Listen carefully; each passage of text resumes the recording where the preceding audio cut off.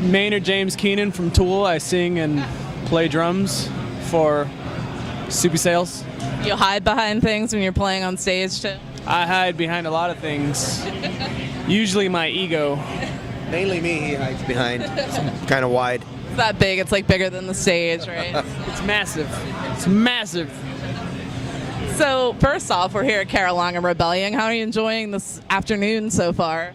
I'm enjoying it quite nicely. It's not as hot as I thought it was going to be, so we're excited to get up on stage and do our thing. It's actually a perfect day at the Carolina Rebellion.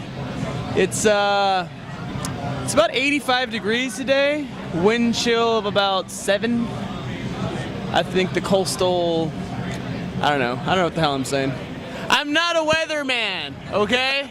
Why are you asking me these weather Why are you asking me these weather questions? So can we chat about the new album, Burn the Serum, a little bit? I'm glad you got that right, because someone over there said, let's talk about your new album, Burn the Storm. And I said, you're an idiot.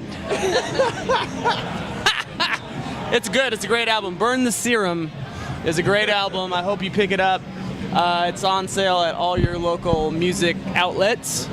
It's been out since April 15th. We're out here promoting it, obviously, doing our thing with all the shows and trying to get the people to dig the live sound so that they can go out and buy the record. So far, so good.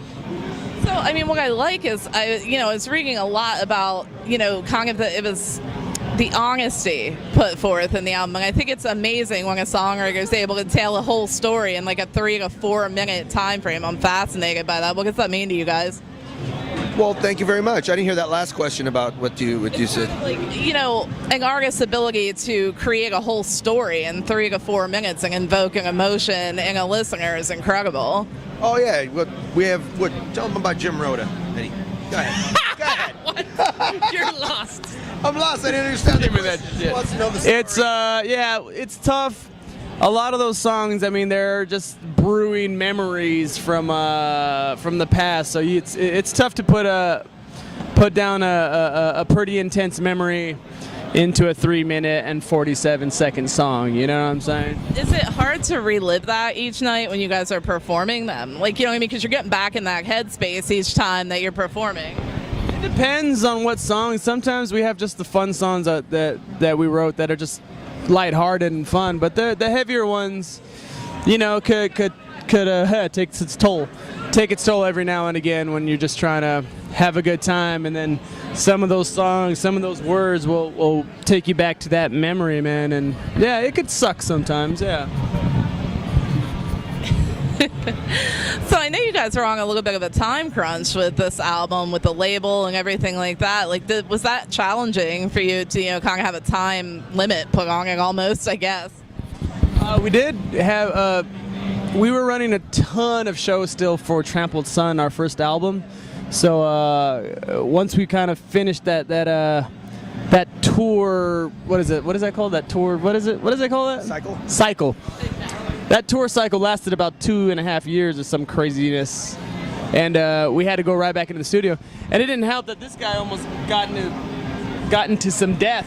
I'm a daredevil during the day, and no, I actually got into a car accident, and it was a pretty bad accident. Got injured, and we had to cancel a tour, a great tour, might I add. It was with the band Clutch. I'm feeling a lot better now. I mean, this was about, 1.5 years ago now, so I'm recovered and out here now, so we're good.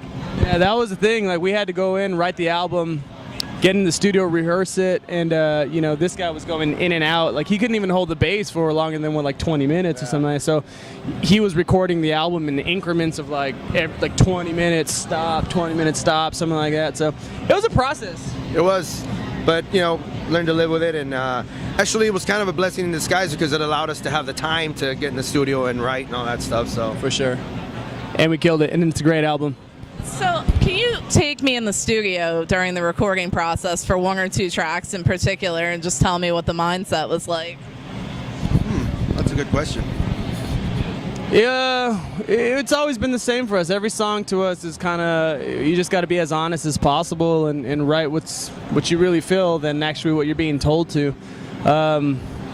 We had a little run-in with one of the songs. We were just kind of like, it's left a bitter taste in our mouth. But, we still kind of were able to hold the mindset and keep the dignity of Kyng and do what we needed to do.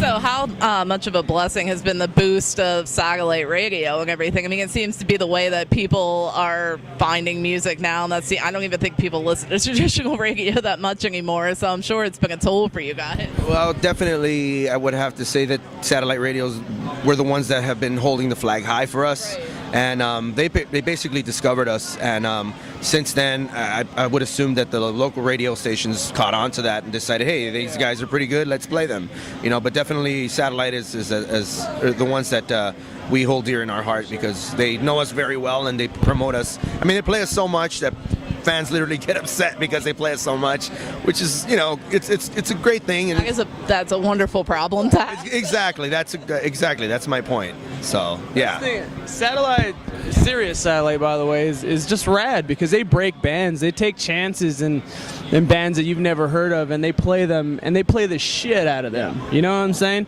Whereas a lot of the radio, I mean, maybe I'm not gonna point any fingers, but terrestrial radio might want to take a little note out of that book, and start, opening up the venue for some bands that you've never heard of, rather than trying to, get this cookie cutter, pretty boy vest wearing, shitty band out there. I don't know.